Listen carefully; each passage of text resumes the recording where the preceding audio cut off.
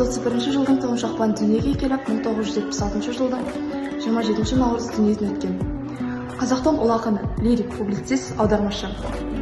Ол жастайынан өлең жазып, әдебиетке ерте келген. Мұқағали Мақатаев, үш бақытым. Ең бірінші бақытым халқым менің, соған берем ойымның алтын кенін. Ол бар болса, мен бармын, құр болмаймын, қымбатырақ халқымнан нарқым менің. Ал екінші бақытым тілім менің, тас жүректі тіліммен тілімдедім. Кейде дүниеден түңілсем де, қасиетті тілімнен түңілмедім. Бақытым бар, үшінші отан деген, Құдай кім десе біреу отан дерем. Оты сөнген жалғанда жамбарсың ба, ойланбай-ақ келді отан менен. Мұқағали Мақатаев, отан. Мен оның күнін сүйем, түнін сүйем, ағын өзен асқақтау гүлін сүйем. Мен оның қасиетті тілін сүйем, мен оның құдіреттерін сүйем. Бар жандығын, сүйемін қыпырлаған, бәрі маған отан деп сыбырлаған. Жаным мен, кеудемді жарқыштап, осы арай болған шартаған. Отан бәрінен биік екен. Мен оны мәңгілікке сүйіп өтем. Отанды сүймегенде күйген, отан сүйген.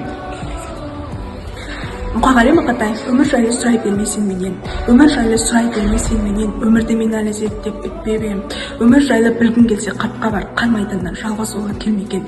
Жесір келін бір нәресте көрмеген, жетім шалды бала орнына тербеткен. Өмір жайлы не түсінем мен деген, өмір жайлы сұрай бермеймін деген. Хан Қастеев атындағы орта мектептің 10 сынып оқушылары ақиқ ақын Мұқағали Мақатаевтың туған күніне арналған челленджді 10 әсіріне жолдаймыз.